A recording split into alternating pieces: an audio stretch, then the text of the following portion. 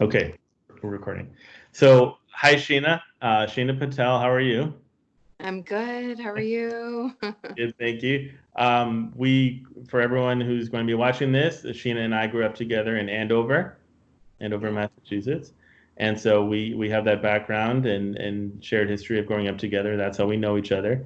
And I wanted to interview her because I think that she has a very interesting and compelling story, and especially what she's created. And I wanted to learn more about that. And so, Sheena, why don't you just tell us a little bit about yourself and your history, and also your history as a champion athlete, and how hmm that kind of navigated your trajectory to the company you created. Yeah. So basically, growing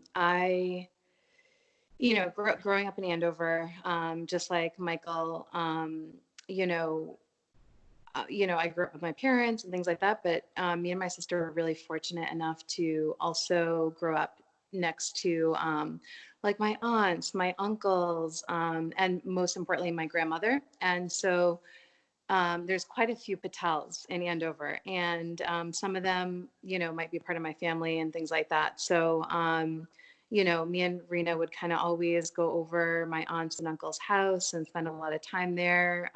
We were lucky enough to kind of grow up underneath the wing of my grandmother, who's my mom's mom, who lives like 5 minutes away. And, growing up in Andover, we're Indian. And so, kind of growing up in this Western culture and things like that, you really kind of don't get that influence of, being Indian and things like that unless you have someone, like an elder, that you can kind of spend time with, like understand, the values, the culture, all that sort of stuff. And so, growing up, me and my sister would just we wouldn't think much of it, but like kind of as we grew older, we really learned to appreciate everything that my grandmother did, like from little things to, waking up before the sunrise, having a very methodical way in terms of like a disciplined life in terms of like what time she would eat like breakfast, lunch, and dinner, sleeping at a certain time. I think, the discipline in her life really kind of came from her practicing yoga and her really being in tune with herself. And she practiced yoga in different ways, not just physically, she kept her body very physically fit, um, but also through, um, bhakti yoga, which is like the true love for everyone around, karma yoga, which is like really paying attention to detail no matter how small or how large of a job you do, whether it's even washing dishes, like her full attention, full concentration was there, and it was like almost like perfection. To Jnana Yoga, which is really absorbing, all this yoga knowledge and actually implementing it in your everyday life. Um, and so we were lucky enough to really be absorbed in this life of yoga ever since we were little without even realizing, And she was someone that would never tell me and my sister, okay, do this or do that. She would just kind of show by example. And so growing up, I was really fortunate to learn hatha yoga, which is a form of like physical yoga, which you see nowadays right everywhere, from my uncle and my ba. So it's kind of like what you see when you go to like your general yoga studios and things like that. But yoga itself is so much more deep, especially relating to the other topics I talked about too. And another big component that she kind of, shared with me was the Ayurvedic part of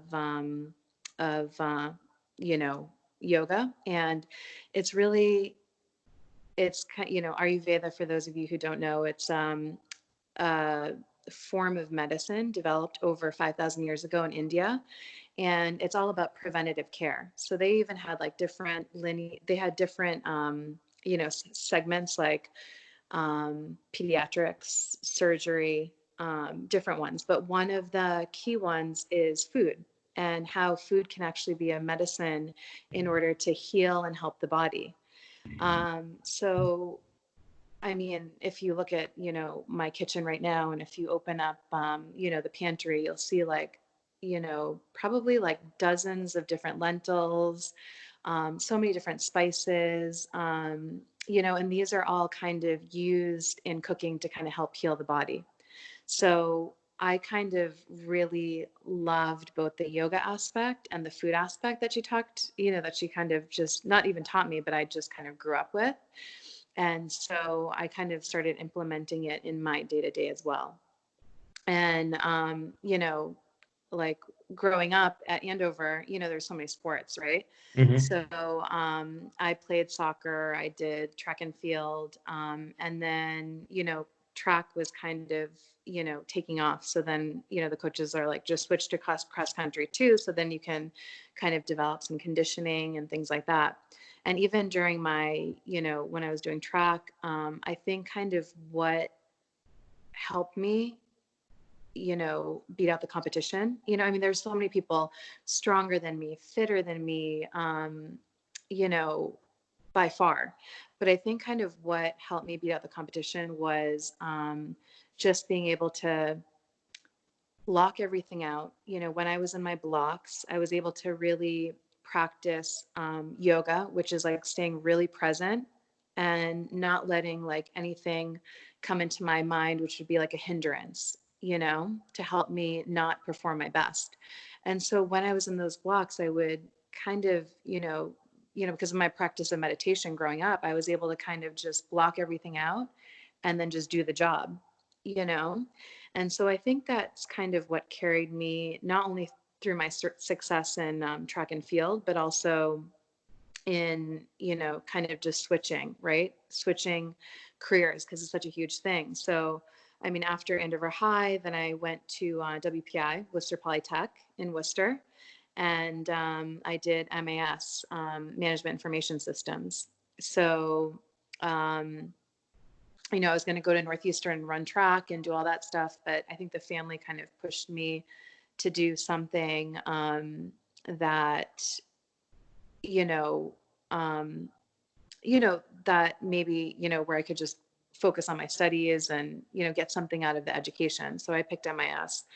And as soon as I graduated college, I moved down to New York, did that whole thing, worked on Wall Street. And I just, working in New York, working long hours, doing the grind, I just would always remember like growing up, and growing up with such a balance, no matter sometimes how stressful like high school was or college was, or, everything that we had on our plates. Um, there was that balance there. So, working in New York, you kind of really saw everyone just working, but then they had like no work life balance. They had no family balance. It was just work, and then like everything else kind of fell on the wayside, you know?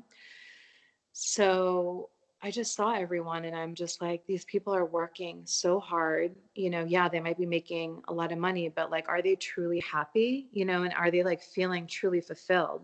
Hmm. And so, I would express this to my mom. I'd express this like to my ba, who's my grandmother. And she's like, they're both told me, they're like, you really need to come back from New York. And if you want to, start doing something like this on the side, like you should really just work on it. And I think kind of the push from, the female energies in my family, you know, that kind of just like pushed me to like start doing something that I really love on the side. I mean, mind you, I was teaching yoga. I don't know if you remember at Latitude in downtown Andover. It was Um, like right above Starbucks. It was okay. like that small gym. Okay. So, right from high school, I would teach, early morning classes. And then even through college, I would like kind of drive back on the weekends and teach yoga.